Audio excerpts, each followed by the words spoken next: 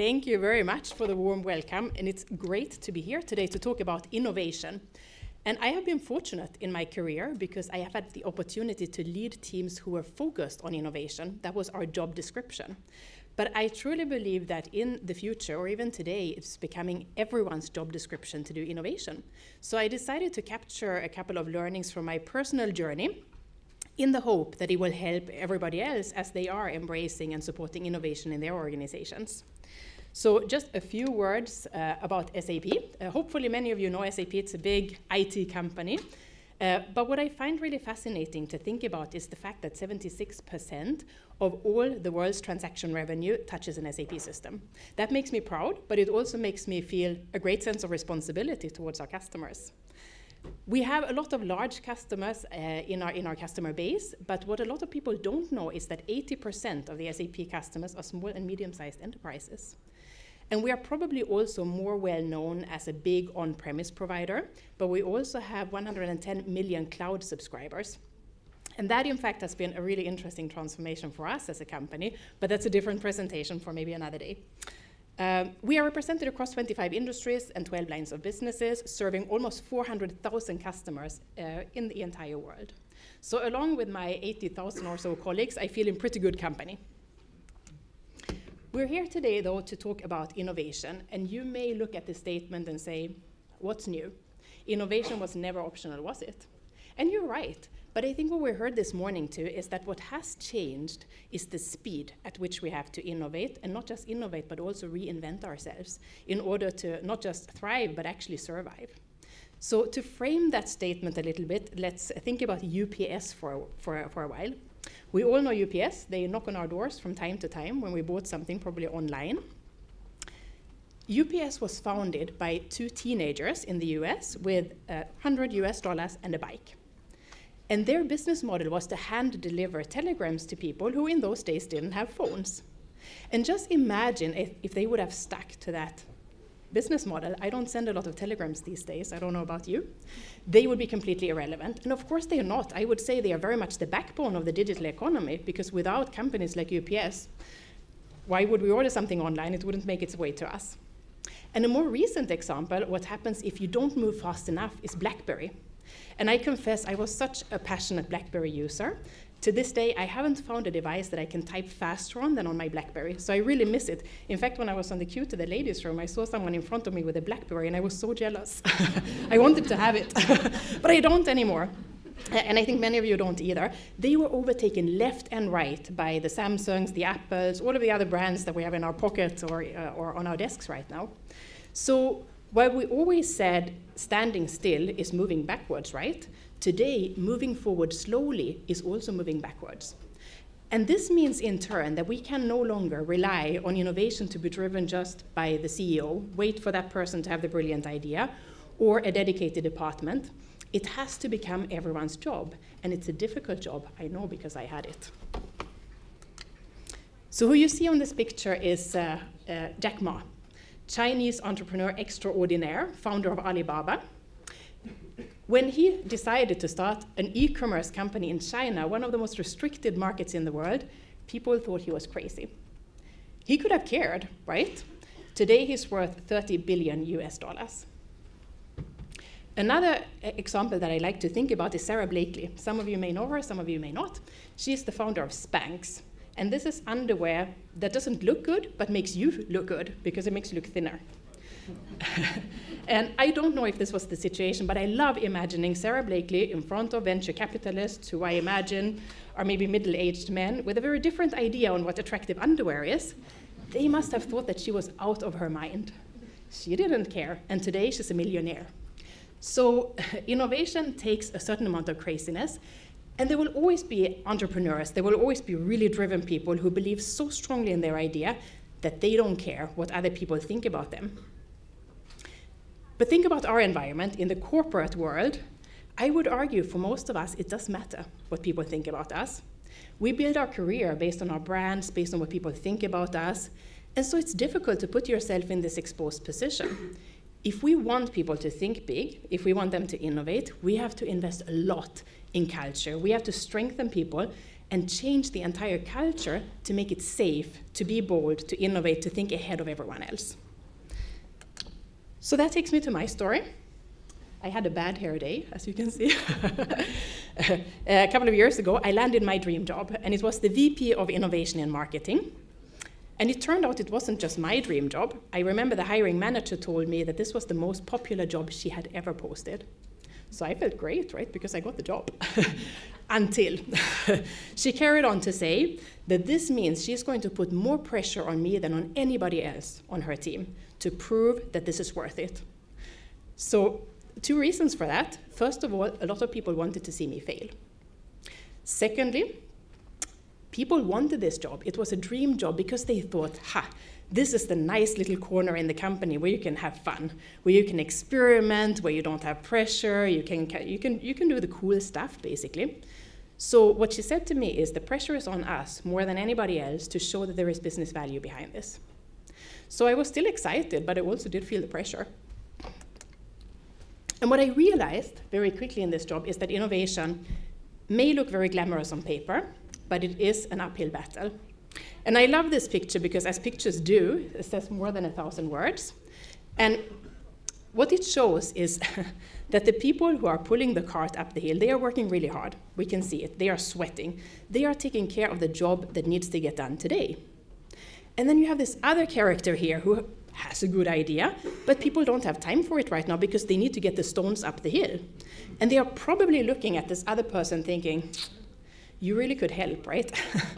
Why are you standing around there? And it shows, and I think we heard this morning too, you don't only have to have good ideas if you want to innovate, you also have to be a pretty good salesperson. You have to be able to convince others that your idea is worth it. And you also have to be okay with people looking at you as the odd one out in the time that you are trying to convince, because thinking ahead of everyone else means that you are putting yourself in the corner and maybe sometimes in a position where you're misunderstood. So what did I learn on my journey? There are a couple of key success factors that I personally found really helps and are necessary if you want to build an innovation culture. And first of all, innovation takes confidence and courage. You need to be brave. And the best way to rob yourself of confidence is to compare yourself to others. So instead, it's easier said than done, but you need to celebrate uniqueness. You need to embrace craziness as part of an innovation culture. And you need to be prepared to fail. We've heard it before today, and it's again one of these things, it's so easy to say, but it's so hard to do. It's not fun to fail. Nobody wants to fail, but it is important. If you're not prepared to fail, you're probably never going to come up with that next big thing. Also be prepared to feel stupid. And this is another thing. It's not fun to be stupid. It's much nicer to be the smartest kid in the room, the one who knows everything. And I got to experience the opposite a few years ago. Before I landed my dream job, I worked for 2 years for the CMO of SAP. Really, really smart guy. And I quickly realized there is a reason why he is 3, 4, 5 levels up from where I was at that time in my career. And the fact that I got to spend all of my working time around him made me feel stupid a lot, because he just was a very, very brilliant guy. And I told him once, Jonathan, since I started working for you, I have never felt stupid so often. And it was interesting to see his reaction, because he was not only smart, he was also a very nice guy. So he started to apologize, say, oh, I'm really sorry you feel that way. I don't think you're stupid. I wouldn't have hired you if I thought you were stupid. But what I wanted to say was a different thing. First of all, it made me get used to the feeling of being stupid. If you feel stupid every day, you either quit or you stop caring. I didn't quit, so I stopped caring. And the second thing is that to me today, if I don't feel stupid from time to time, it's a huge warning sign for me, because it means that I'm too safe. I'm in my comfort zone. I'm not stretching myself enough. But it helps me to have had the experience of feeling stupid so that when it matters, it doesn't hurt so much. The last one, dare to be bored, is an interesting one in today's day and age. But I'm sure you have been in this situation too. You're sitting at your desk and you're trying to come up with that big thing, with a creative idea. And the harder you try, the harder it gets, right? And then you go for a walk. Maybe you're standing in the shower. Maybe you're cooking something. There it is, the great idea. And so there is a lot of research that supports the fact that in order to be creative, we have to sometimes give our brains a break, to let the mind wander. And today it's so difficult, right? Because we have so many distractions. We have all the social channels, we have all these devices that demand our attention, and it's so hard to resist. So it's actually important, if we want to stay creative and if we want our teams to stay creative, we have to also create space to be bored, to let our minds wander, to come up with those good ideas. And just to show that I am drinking my own champagne, the pictures are from an SAP event 2 years ago. And I was wandering around the show floor, minding my own business, and I was picked up by these two ladies here. And they told me that we are making a show, a surprise appearance at a video shoot of colleagues of ours.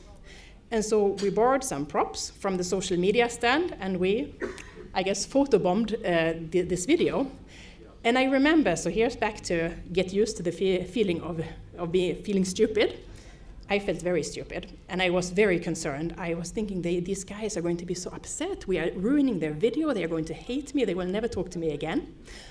Of course, what happens is they thought it was hilarious, and of course, their video got a lot more reach and a lot more views than anybody else's. So, so much for embracing craziness. I try. Innovation also depends on an open mind and empathy. And we heard this morning too that it's so important to know your audience, it's so important to understand what motivates your team. And that really is empathy.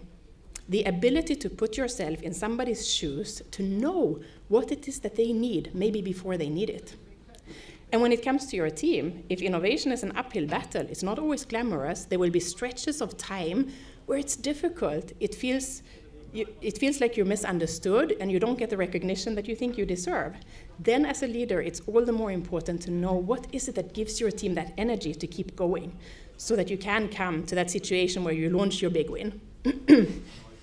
Speaking of big, think big is important. I often say that innovation is probably one of the most abused words in business because we use it for things that are not really innovative. We use it for incremental improvements, for small improvements that are not disruptive innovation, right? So in order to be able to think big, you really have to take away the limits to a certain degree. You have to be able to dream first before you get stuck in execution. I work a lot with technical teams. They are very execution focused. And sometimes that's good, and sometimes it's a danger because it takes away the focus from the possibilities to the obstacles, and then you tend to kill an idea before it really had a chance. So that's why I like the quote from Walt Disney so much, because it says if you can dream it, you can do it. And if you can not only dream it yourself, if you can get other people to dream, if you can get other people fired up about your idea, to believe in the possibilities, then you will find ways to remove the obstacles and to get it done. Brainstorm is an interesting one too, and it's one to be careful with. There is a lot of research that shows that if you get people in a room to brainstorm together, the dynamics may work against you. Excuse me. And it's not surprising, because we know if we bring people in a room, there is history, there is baggage. So for example, if the boss is in the room and comes up with an idea, if someone who is really extroverted comes up with an idea, maybe someone who's a really good salesperson, that idea will get a lot more attention than from maybe someone who is more introverted, maybe shy, maybe just doesn't have a good day. Maybe it's not known for having good ideas, but today they have the brilliant one that will not get the attention. So it makes sense sometimes to ask people to brainstorm on their own first, and then find a way to introduce the ideas in an anonymized way, so that each of the ideas get a better chance before it carries the baggage of the person who is presenting it. The other thing that innovation requires is patience, and I know this is a difficult one for ambitious people like you and I, and it also requires a drive for result. And this is where I'm coming back to my dream job, where my hiring manager said there is more pressure on you than on anybody else. I knew I have to portfolio manage, because I knew that it's going to take me a while to come up with that really big idea that is going to make everyone say that this was totally worth it. And in fact, it took me 2 years to come up with and execute the idea that ended up generating 1.4 billion in pipeline for SAP. And I knew I don't have 2 years. So in these cases, it's important to portfolio manage and launch maybe some ideas that aren't disruptive innovation, that may even be just the incremental improvement we talked about earlier, but to have a portfolio of ideas, because not all ideas are good. Not all of them are going to succeed. And sometimes you need to make compromises to show that what you are doing is adding value, maybe at a smaller scale, but it buys you the time to set the stage for the big win. So what does diversity have to do with innovation? I argue it has everything to do with innovation. I would go so far as to say that innovation is not really possible without diversity, because as many of you, I'm sure, also we work in global environments. And if we want to innovate for diverse audiences, we need to reflect that diversity ourselves, because otherwise we can't understand our audiences. But it's also about problem solving. Diverse teams approach problem solving in a different way, which makes it a lot more effective. But what I think maybe gets less attention in the innovation debate is the other side of the coin. If you think for a moment about the situation that you're in when you're an innovator, it's this exposed position where you may be the odd one out. This is the exact same position as a minority is in every day. This is the situation that minorities face. They are the odd one out. And the only difference is they don't have a choice, right? They are different because they are different. What can you do about it?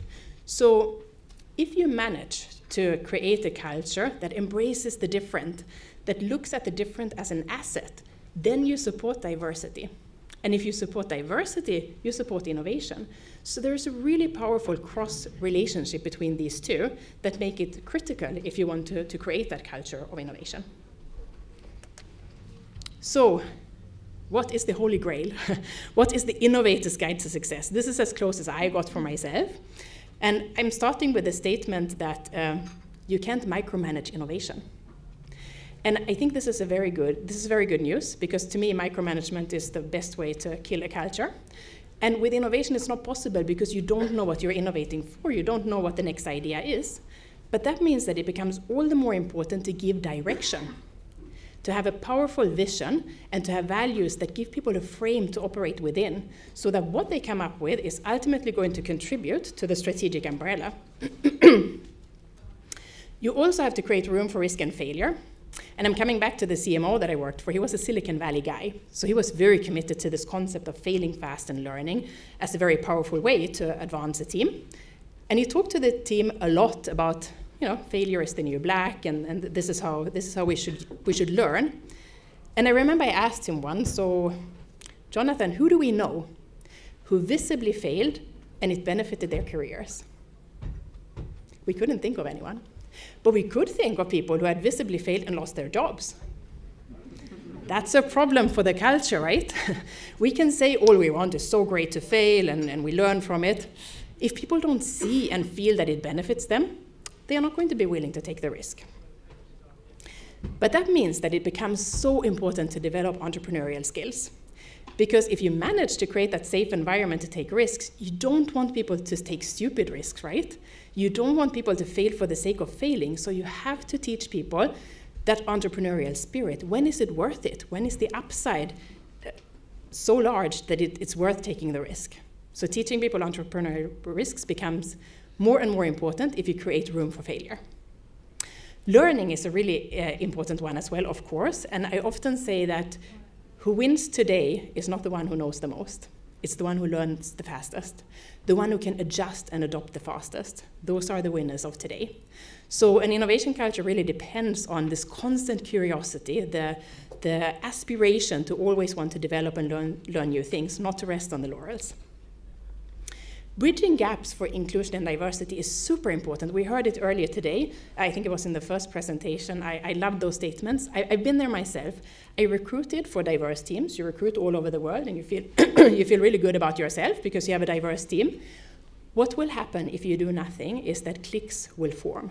People will look to work with the people who are similar to them because it's so much more easy. And it's so much more comfortable to work with people who think the same, speak the same language, who are in the same location. You can have a coffee together. So much nicer. So if you want diversity to work, you have to translate as a leader. You have to go out of your way to show the majority how the minorities are contributing. You have to help them. Sometimes it's a language barrier, sometimes it's culture, sometimes it's how we express ourselves. You have to shine the light on the examples of collaboration and on the contributions that the minorities are giving to the team, so that the team will come to appreciate the value of diversity. Because otherwise the reverse will happen. People will say, diversity sounds good, but don't really see it working in practice. Celebrating positive examples is very important, but it's equally important to not celebrate success just for the sake of success. And I don't know a more politically correct way to say it, but never reward the successful jerk. The price is too high. It doesn't matter how big the win was. It really doesn't matter. The price you pay, the damage to your culture is just too big. So when I do performance reviews with my team, we never just talk about what have you achieved. It's equally important how you achieved it. So how do you know that you got there? What does an innovation culture look like? First of all, you will see situations where people stand up for each other, one for all for one. And you will see strong people who are using their strength not to push others down, but to lift others up. You will hear those people tell others what they can do, not what they cannot do.